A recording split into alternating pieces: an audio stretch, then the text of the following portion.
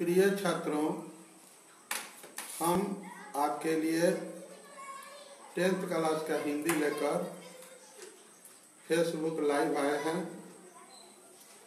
आप लोग एक एक करके आ जाइए। मैं 1 मिनट का समय देता हूं और आप कमेंट के जरिए हमसे जुड़ते जाइए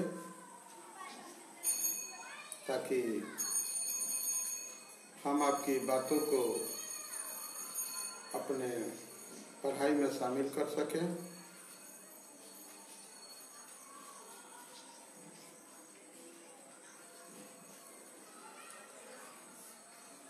आज हम आपको 10th क्लास का गोधुली भाग 2 जो पुस्तक है उसके पद खंड का दूसरा चैप्टर पढ़ाने जा रहे हैं। जैसा कि कल हम आपको गुरु नानक जी की 2 रचनाएं पढ़ाए थे, वह पहला पाठ था। आप लोगों ने उसे बहुत पसंद किया। मैं सभी लोगों को धन्यवाद देता हूं। और हम आपको जैसे बताए थे कल कि 48 घंटे बाद उस वीडियो को हमारे YouTube चैनल जो दुर्गा ट्यूटोरियल के नाम से है, जिसका सर्चिंग वर्ड है दुर्गा ट्यूटोरियल सरोज मिश्रा, आप वहां पर इसे प्राप्त कर सकते हैं। तो कल वाला वीडियो कल शाम तक निश्चित रूप से अपलोड हो जाएगा और जो भी प्रश्न उत्तर हम आपको समझा रहे हैं उसका लिखित नोट्स भी आप वहां पर उपलब्ध हो जाएगा। वस्तुनिष्ठ प्रश्न भी उपलब्ध हो जाएंगे, उसे समझ सकें। ये दुर्लभ जानकारी है। आप अपने पाठ्य पुस्तक में इसको नहीं देख पाएंगे। पाठ्य पुस्तक जब खोलेंगे तो उसमें ये विवरण आपको नहीं मिलेगा। ये आपके लिए हम अतिरिक्त ज्ञान देने की व्यवस्था किए हैं। तो आइए शुरू करते हैं। सबसे पहले हम आपका परिचय रसखान जी से करा रहे हैं। रसखान जी जो है दिल्ली के पठान राजवंश में उत्पन्न हुए थे। जहांगीर के समय में इन्होंने अपनी रचना की थी। जब दिल्ली पर मुगलों का आधिपत्य हो गया, पठान वंश पराजित हो गया, तब ये दिल्ली छोड़कर ब्रज में आकर निवास कर गए और वहां पर ये कृष्ण भक्ति में खो गए। शुरू में ऐसा लगता है कि ये अव्वल दर्जे के प्रेमी रहे होंगे और प्रेमी का प्रेम कभी समाप्त नहीं होता है। प्रेमी मरते नहीं, दफनाए जाते हैं। कब्र खोद के देखो तो जिंदा पाए जाते हैं। प्रेम अमर चीज होता है और जब दुनिया वाले के मोहब्बत से दिल टूटता है, दुनिया दिल तोड़ती है, तो इंसान दुनिया वाले से दिल जोड़ लेता है और दुनियादारी को अलविदा कह देता है। वह सांसारिक प्रेमी या प्रेमिका को यही कहता है कि आखिरी बार तेरे महफिल को सजदा कर लूं,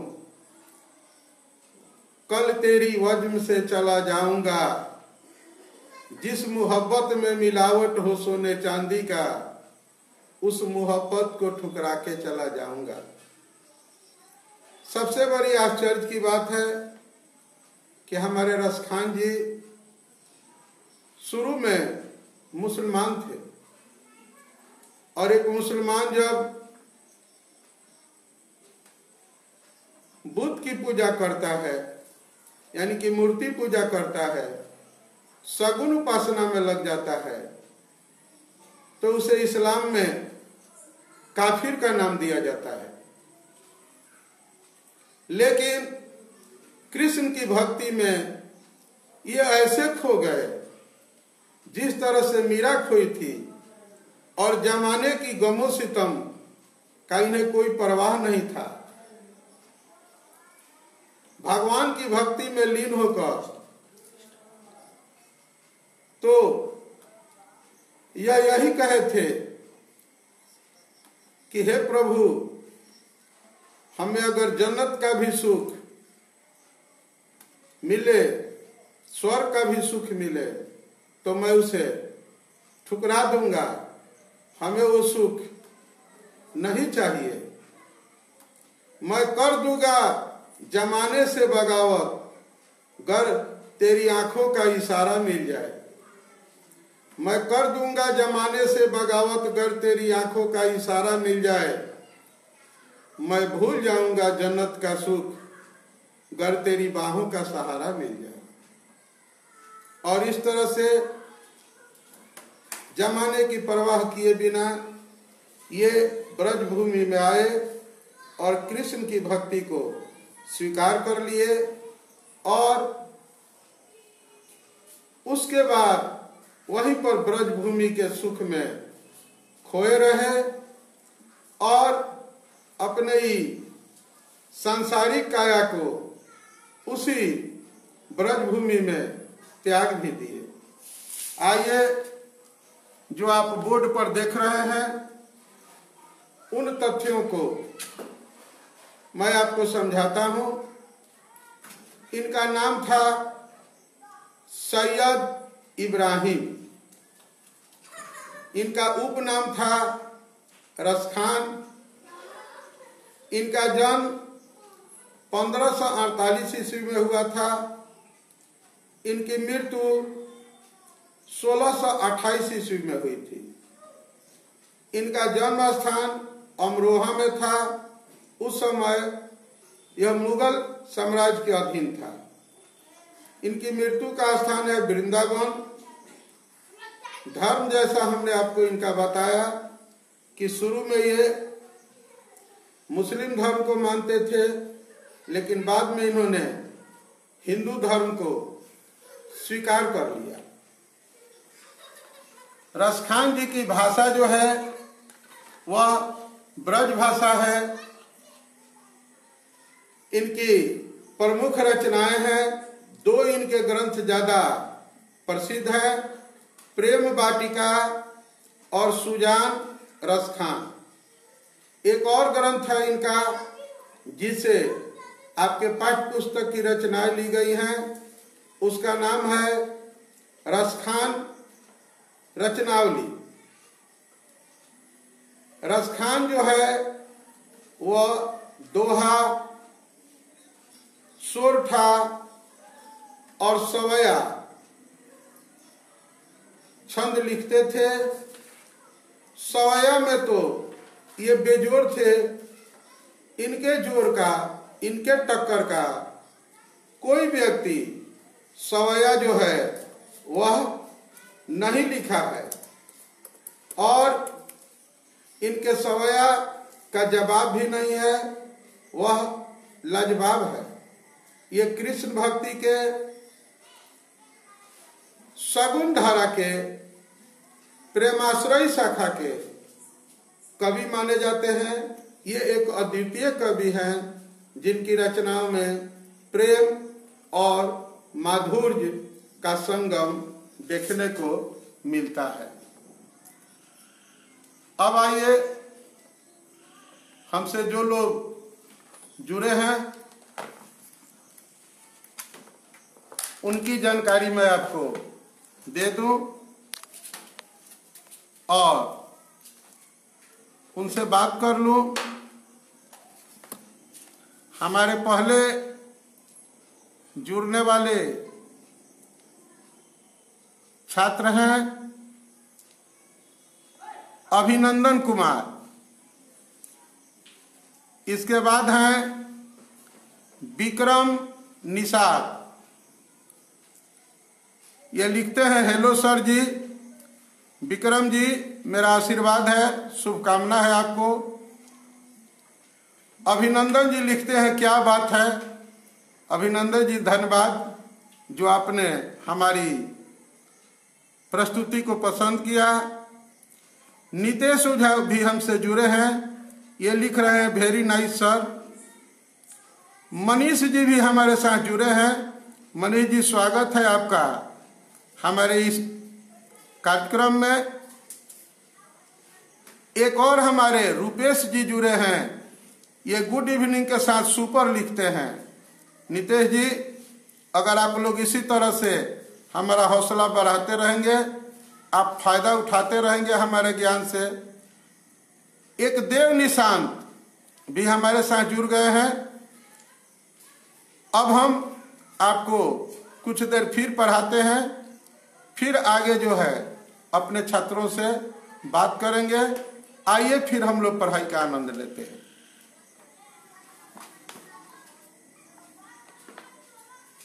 तो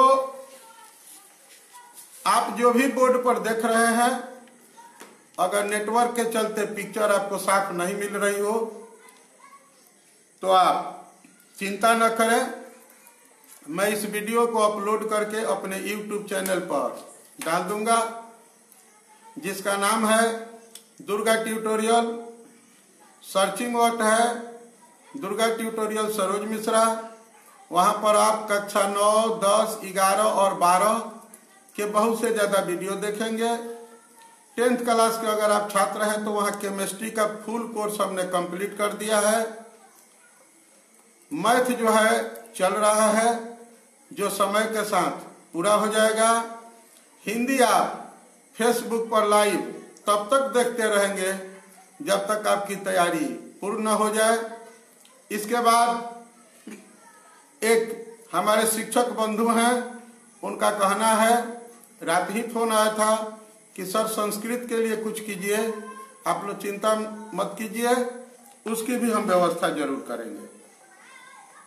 तो आइए अब हम रसखान की रचना का आनंद लेते हैं। रसखान जी की पहली रचना है जिसका नाम है प्रेम ऐनी श्री राधिका प्रेम बरन नंद नंद, यानी कि रचना का शीर्षक है प्रेम ऐनी श्री राधिका। दो पंक्तियों को लेते हैं। प्रेम ऐनी श्री राधिका प्रेम बरन नंद नंद, प्रेम बाटिका के दो माली मालिन द्वंद। अब आप थोड़ा सा, ये ब्रज भाषा के शब्द हैं इसलिए मैं आपको बताता हूं।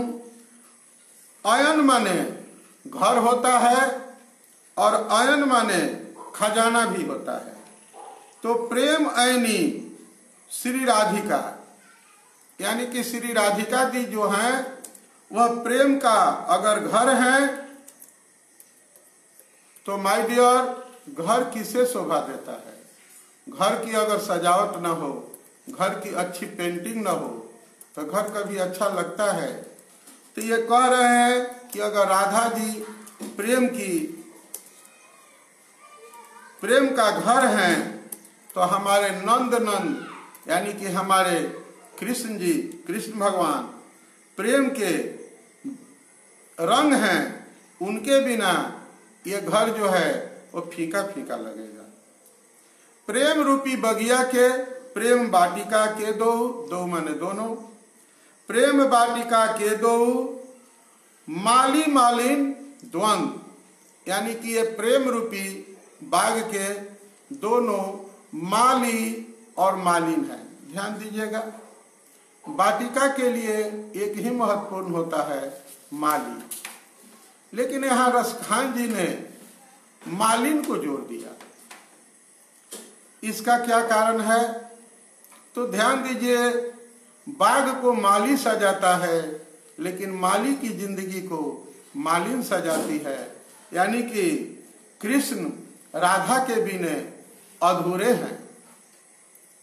कृष्ण जी यही राधा से कहते हैं कि तुम्हारे बिन अधूरे हम, हमारा प्यार भी आधा, तुम्हारे बिन हमारे जीवन का आधार भी आधा। अगर राधा के बिना हमारे श्याम जो हैं वो आधा हो जाएंगे। इसलिए पूर्णता को साबित करने के लिए रसखान जी ने यहाँ माली मालिन द्वंद कहा कि ये प्रेम रूपी बाग को संवारने वाले, सजाने वाले, कलियों को निखारने वाले जो हैं माली मालिन हैं। इसके आगे क्या कहते हैं? मोहन छवि रसखान लखी, अबद्रिग अपने नाही, अचे आवत धनुष से छूटे, सर से जाही। ये कहते हैं, ये देखिए, कोई सुंदर चीज को देख लेने के बाद कुरूप चीज को, उससे कम सुंदर चीज को देखने की आरजू, तमन्ना, इच्छा, अभिलाषा इंसान के पास नहीं रह जाती है। तो एक बार कोई अगर भगवान के स्वरूप को देख ले तो फिर उसे किसी और चीज को देखने की आवश्यकता नहीं रह जाती है। इसलिए ये कहते हैं कि मोहन छवि रसखान लखी। रसखान जी कहते हैं कि भगवान की छवि को जब से हमने देखा फिर हमें कुछ देखने का मन ही नहीं करता है। सांवली सूरत पे मोहन दिल दीवाना हो गया। ये श्याम सलोने कृष्ण की छवि पर ये ऐसे मुग्ध हो गए कि फिर इनको कुछ और देखने की तमन्ना नहीं रही। ये अब यही कहने लगे कि ऐ दर्दे जिगर तुमको मेरी कसम, दुनिया की तमन्ना खो बैठे, अब चाह नहीं कुछ तेरे सिवा, प्रभु हम तो तुम्हारे हो बैठे। जिस तरह से धनुष से बाण छूट जाता है और वह आंचे माने होता है खींचे, यानी कि एक बार धनुष को जब खींच के उसे बाण छोड़ दिया जाता है तो वह वापस नहीं आता है। उस तरह से यह आंखें जब कृष्ण की सुंदर सलोने रूप पर जाकर अटक गई तो वहां भटक गई और फिर कुछ देखने की इच्छा, देखने की तमन्ना इनके मन में नहीं रही।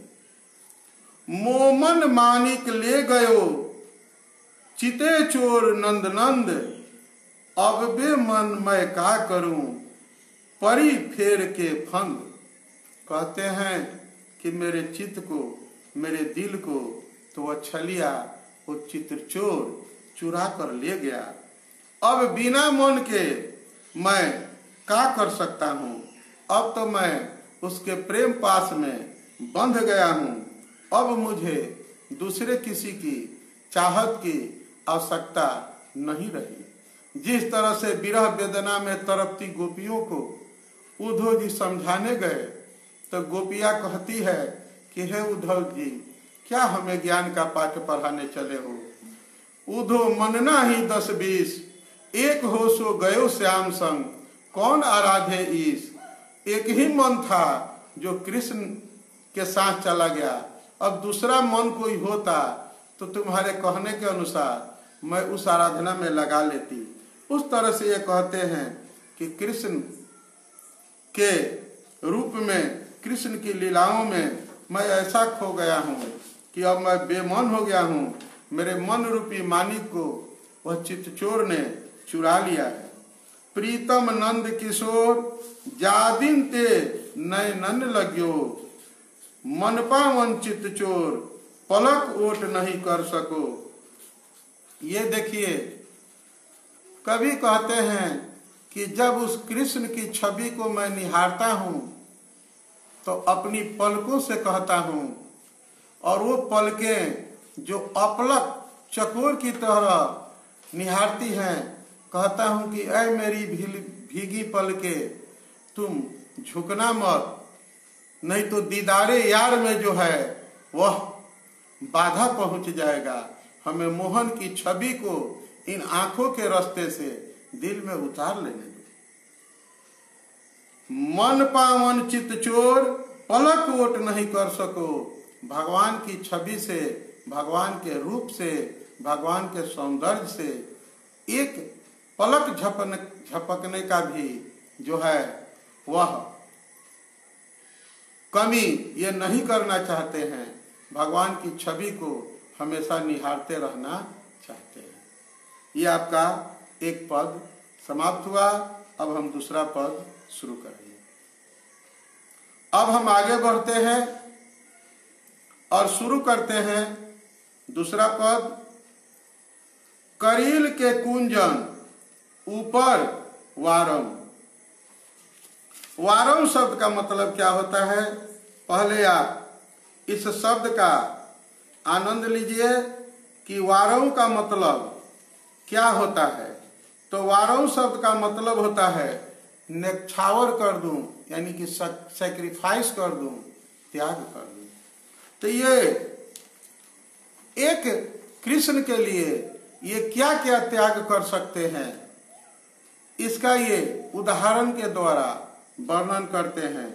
या लकुटी अरु कामरिया पर राज तिहू पुर की तजी डारऊं, आठों सिद्धि नवो निधि को सुख नंद की गाय चराई बिसारो। ये कहते हैं कि जिस लाठी को लेकर कन्हैया गौओं को चराते हैं, जिस कंबल को वह कंधे पर रखते हैं और उसको बिछाकर उस पर बैठते हैं, अगर वह लाठी और कमल एक तरफ रख दिया जाए और एक तरफ तीनों लोक का राज रख दिया जाए, तो मैं तीनों लोक के राज को ठुकरा दूंगा और उस कंबल और लाठी को जो है मैं स्वीकार कर लूंगा। आठों सिद्धि और नवों निधि का जो सुख है, अगर उसको एक तरफ रख दिया जाए और दूसरे तरफ नंद जी के गायों को चराने का मौका मिल जाए, तो मैं आठों सिद्धि और नवों निधि को ठुकरा दूंगा और नंद जी की गाय चराने का ऑफर एक्सेप्ट कर लूंगा। रसखानी कबो इन आखिन सो ब्रज के बन बाग तराग निहारो हूं। ये कहते हैं कि अब मेरी इच्छा यही है कि मैं जो है इन आंखों से ब्रज के बाग को, तराग को, यानी कि तालाब को, बगीचे को, यानी कि जहां जहां पर कन्हैया जो है घूमे हैं, जिन जिन चीजों से उनका संबंध रहा है, उन चीजों का मैं दर्शन करता रहूं। कोटि रौ कल धौत के धाम करील के कुंजन ऊपर बारू। ये कहते हैं कि अगर कौलधौत कहते हैं इंद्र को, और इंद्र का धाम यानी कि स्वर्ग, जन्नत, हेवन, तो ये कहते हैं कि एक और हमें जन्नत का सुख दे दिया जाए और एक और जिस कदम के पेड़ पर कन्हैया रहते थे उस कदम के पेड़ पर बैठने का मौका दे दिया जाए, तो मैं जन्नत के सुख को त्याग दूंगा और उस कदम के पेड़ पर बैठने के सुख को स्वीकार कर लूंगा। अब आइए, ये दोनों पाठ आपके समाप्त हुए। अब हम आपको कुछ लघुतरीय प्रश्न जो इस चैप्टर से महत्वपूर्ण है, 2 प्रश्न इसमें अति महत्वपूर्ण है और लगभग 2 ही प्रश्न है, ठीक से देखा जाए, इसको मैं समझा रहा हूं। कवि ने माली मालिन किन्हें और क्यों कहा है। इन प्रश्नों का आपको नोट्स जो है, जब मैं इस वीडियो को अपने YouTube चैनल दुर्गा ट्यूटोरियल, जिसका सर्चिंग वर्ड है दुर्गा ट्यूटोरियल सरोज मिश्रा, आप वहां इस वीडियो को देखेंगे तो वहां पर इसका नोट्स भी आपको साथ साथ मिल जाएगा। अभी हम केवल आपको समझा रहे हैं, वहां पर हम आपको लिखित रूप में नोट्स दे देंगे ताकि आप अपनी परीक्षा की तैयारी बेहतर। तो कवि ने माली मालिन किन्हें और क्यों कहा है। जैसा कि आपने कविता को भावार्थ में बता रहा था, तो उसमें आप सुने हैं कि कवि ने माली और मालिन, कृष्ण और राधा को कहा है। जैसे माली मालिन दोनों मिलकर उपवन के पेड़ पौधों को सींचकर हरा भरा पुष्पित फलित होने में सहायक होते हैं, वैसे ही श्री कृष्ण और राधा प्रेम फुलवारी को जो है पल्लवित पुष्पित करते हैं, अर्थात प्रेम के परिवर्धन में दोनों की समान सहभागिता है। इसको अगर आप आसान भाषा में समझने का प्रयास करें तो आप ये कहेंगे कि प्रेम रूपी बाग को, प्रेम रूपी वाटिका को जिस तरह से माली और मालिन दोनों मिलकर जो हैं जिस तरह से वाटिका को सजाते हैं, संवारते हैं, पुष्पित फलित करते हैं, उस तरह से प्रेम रूपी वाटिका को भी श्री राधा जी और श्री कृष्ण जी मिलकर जो है वह सजाते हैं, संवारते हैं। इसलिए कवि ने उन्हें माली मालिन कहा है। कृष्ण को चोर क्यों कहा गया है, कवि का अभिप्राय स्पष्ट करें। तो कृष्ण को चोर इसलिए कहा गया है कि उन्होंने कवि का चित्त चुरा लिया है। अभिप्राय यह है कि कवि श्री कृष्ण के रूप सौंदर्य पर मुग्ध हो गया है और उनके प्रेम में पूरी तरह से खो गया है, उसे अपनी भी शुद्ध बुद्ध नहीं रह गई है। चोर पलक ओट नहीं कर सको, इस लाइन का अभिप्राय क्या है। तो इस लाइन का अभिप्राय यह है कि कवि जो है श्री कृष्ण के रूप माधुर्य को किसी भी रूप में देखते रहना चाहता है, उनके चेहरे से वह अपनी नजर को हटाना नहीं चाहता है। भगवान के सुंदर रूप के अलावा उसे दुनिया का कोई भी खूबसूरत चीज अच्छा नहीं लगता है। तेरे चेहरे से नजर नहीं हटती, नजारे हम क्या देखें। तो ये हमने आपको बताया। आज हम लेक्चर को एक प्रश्न के बाद समाप्त करेंगे। आप इसका जो है 48 घंटे बाद कल आप जो है बीते हुए कल का लेक्चर जो है हमारे YouTube चैनल पर फिर से देख पाएंगे, क्योंकि जिन लोगों का यहाँ छूट जा रहा है उनके लिए दोबारा हम YouTube चैनल पर उसको अपलोड करेंगे।